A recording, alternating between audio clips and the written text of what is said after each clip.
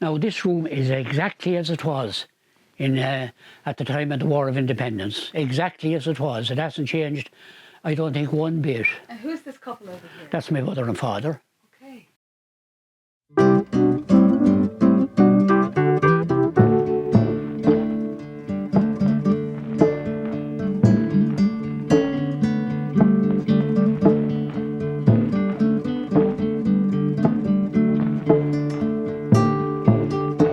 You see, definitely out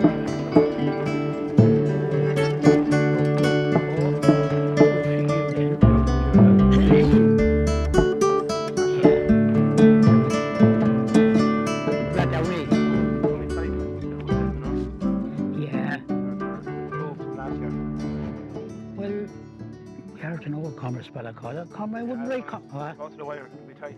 It will, yeah. Good for the heart. As long as it doesn't go to penalties.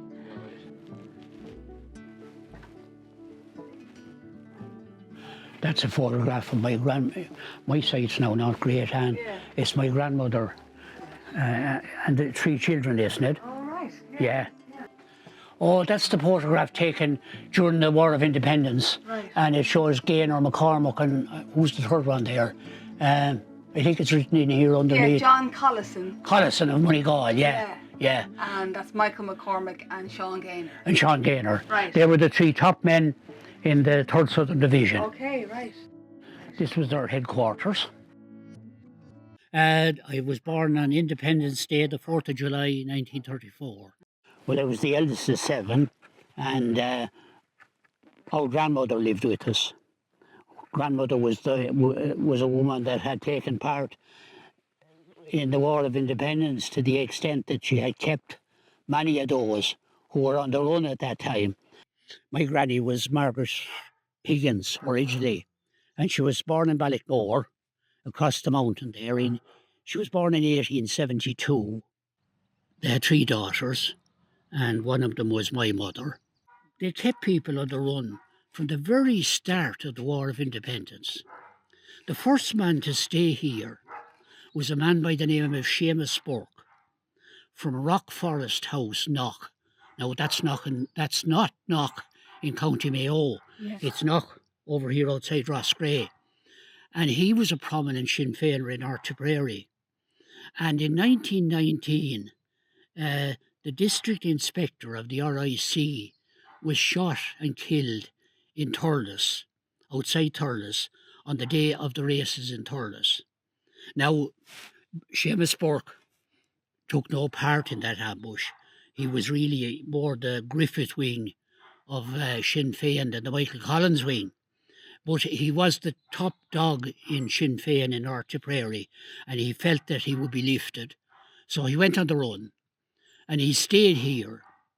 And while he was here, he was writing a book about local government and that. And they were after that, then up to the time of the signing of the treaty. And how did they know this was a safe place? I think, how did they know? Well, I don't know. It's remote, I suppose. Yeah. My grandmother, they had 3 daughters. It wouldn't be a likely place for people to be on the run for a house with 3 daughters, you know. But there was another more serious time. There's a house in Laois, Roundwood House. You probably know it. It's an upmarket restaurant now.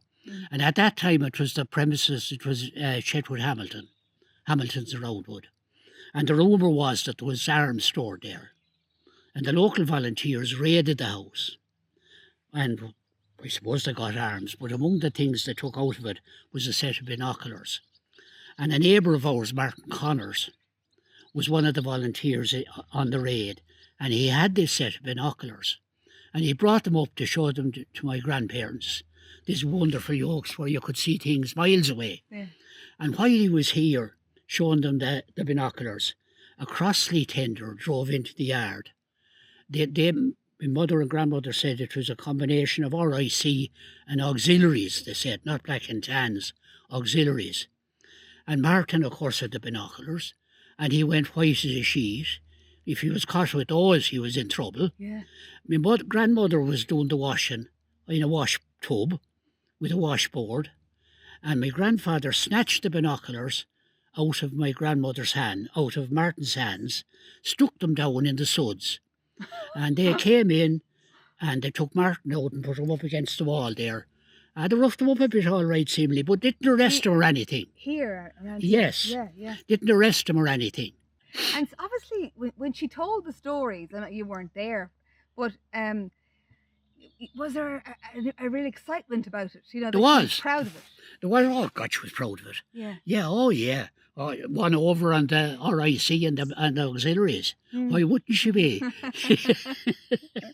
She was, yeah. Yeah. I suppose, as you said, the normality of her house, you wouldn't dream of anything like that happening. You wouldn't dream of anything like that happening. Yeah. No, with 3 young daughters. And would she have been a kind of a leader as well? Would she have been or just somebody who? Well, knowing my grandmother after, she was a leader. There's not a doubt in the world about it. She was afraid of no one. Yeah. You know, she spoke her mind and that was that. Lord, I used to love reading. And during the wartime, it was hard enough to get reading material. And I remember well, there was a neighbour here, Denny Connors was his name, and his brother Martin. Martin was the man that was involved in the binocular incident that I told you about before, yes. Who was a detective down in Limerick. And Martin sent up a magazine. It was published by Limerick GAA, 50 years of the GAA in Limerick. And you know what? Reading material was so light. I read that over and over again. And I can tell you to the extent that to this day, I can remember one of the ads in that. It was in sweet Ballylander's fair village serene, the central warehouse it is plain to be seen. Long distance providers with millions of tons is the vast distribution of J. Welch and Sons. Like you'd remember the World War II been announced. I can indeed remember the radio. We had a radio here. There was only 2 radios in the locality. We had one, and a family by the name of Maher had another up the road. And I can remember during the war years, my father, he'd be twiddling the radio. He'd be trying to get Lord Ha-Ha, Germany calling, to get to see what he had to say. Germany calling, Germany calling, Germany calling. One would describe as the height of cynicism the message sent by the First Lord of the Admiralty to the captain of the British destroyer Cossack. Lord Ha-Ha was Irish, he was from Galway, and he went over to the Nazi cause. I remember the first orange I got. Would you believe that? After the war. And it was longing for this orange. And I couldn't wait to peel it and get it. But it must have been one of these sour oranges, because when I peeled it, I didn't like it at all, you know that. But the radio came particularly into its own for the GAA and for the matches. And it is worth, I think, recalling that when Hampshire Dash won the Railway Cup back in 1949, they had a chairman on the team who scored as chief of that victory, and that was Noel Crowley. Now they're tossing the coin. And I can remember in particular the 1944 All-Ireland. And when a crowd gathered here, about 15 or 16 lads, to listen to the match. My father put the radio in the window so that they could be in the yard and hear it. And didn't the batteries go at half-time? And away with us up the road to Maher's, where the other radio was. So we got the first half here and the second half above at Maher's. Well, who was playing? Roscommon were playing, I think it was Kerry. And most of the lads that were listening to it were across the border from Offaly. And there was a fella playing for Roscommon from Shannonbridge in Offaly called Frankie Kinlock. And I remember when Roscommon won. And coming down the road, one of them said, well, only for an Offaly man that wouldn't have won that All-Ireland. And I remember another Railway Cup match. And the Tommy Murphy, the boy wonder from Laois, he wasn't playing, I think, but he was a sub. And Leinster were losing. It was a Railway Cup. And he came on at half-time. He won the match on his own. I can remember that as well. The boy wonder from Greg Cullen. 63. Oh God, no. This is Killavella. Oh. Yeah, you have. I'm not in it at all. Oh, yeah. Paddy Dooley and Michael Dooley. They're here. There's Daddy and his brother Michael. That was the 1963, 56, 56, So sorry. this is your dad here, is it? That's Dad there, Ah. and that's Uncle Michael, his brother. Right. And there would be a few other First cousins. first cousins. There's a Teddy Dooley. Jimmy, There's a Jimmy Dooley. Tony Bergen. Tony Bergen. Just these small teams, they're all related. Yeah. That was 1956, so that's a good few years ago. These are Daddy's medals, Okay. hurling medals. Right. Basically, going back to 1954, he played with ESB. He went to work in ESB up in Sligo, and he played hurling with Sligo. And they actually ended up playing Galway in a Connacht final, which was very unusual because Galway would be the main team. Yeah. And he won a senior hurling medal with Crave Rua, the Sligo town team. So he's a senior hurling medal with Sligo. Then he came back to live in Laois, we'll say, once he was finished working the ESB, and he won that junior hurling medal with Killavella. It's nearly the only thing they won for decades. So he won that in 1956. And then he came to hurl with Camras. Because we're the last house in the parish of Camras, there's always a bit of the borders were a bit fluid. So he was sort of illegally playing with Killavella, unbeknownst to himself at the time, but he had to end up hurling with Camras after that. That's Daddy playing for Laois in Crow Park against Antrim in 1964. Yeah, so it's a great photo. Yeah, he wore glasses. Yeah. So that was in Crow Park. Great shot. Who got that shot, Peter? Yeah, it's a great shot. It's a brilliant shot. Yeah, it must have been off a paper or something because it's a brilliant shot. Yeah, and look at the size of the hurls, like the way they are now. It's like a hockey stick. Game in the 1960s. There was a 5 in a row team, and they won everything around them. And my father and my uncle Pierce were on that team. Yeah. I think Daddy was centre forward, and I think Pierce was half forward. So he has 4 senior hurling medals with Commerce and played in a few more county finals. So, Yeah. you have 5 All-Ireland medals with ESB, haven't you? That's right. Inter-club.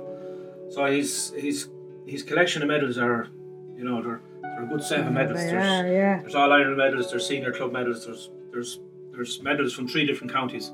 Daddy's brother Pierce, I don't think Daddy will mind saying it, was an outstanding hurler. He played with UCC in Cork. Like he was a class act. Everyone talks about Pierce, and but anyway, Daddy used to play overhead hurling. Doubling on a ball. It's unheard of now because everyone goes catch a ball and stuff. Daddy had a great overhead shot and ground hurling. So yeah, this is actually Sligo hurling team. You played Galway in the final, wasn't it? We played Galway in the final, You yeah. played Roscommon in a sort of a final before that. Yeah, because, yeah. What's the story with your teddy boy haircut? Oh, sure you did. Or Who was Jim Reeves, maybe. Jim Reeves, or I don't know who was the rock and roll bass then, yeah. Drinking here. I'm drinking water.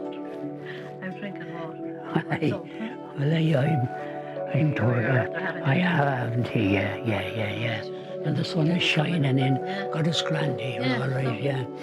Absolutely. Beautiful day. Yeah, absolutely. Do you see the passing on of say your grandmother's sacrifices and victories? Do you see that as really important? Oh, very important. Oh, God, it's very important to pass it on. And I'm doing my best to pass it on. Reading history and all that, the likes of Collins and those, they were, particularly, I suppose, Collins, they were very clear-cut and they had their, they set out their stalls and that you got the impression that they knew what they were doing or what they wanted to do. We're all human beings. Christ himself was a migrant. He had to flee into Egypt as a child. And we as a nation, we're a nation of immigrants to America and elsewhere. And now we seem to object to anybody coming into our shores. I wouldn't be attached to any political party, but I would like to think that I'm for the underdog.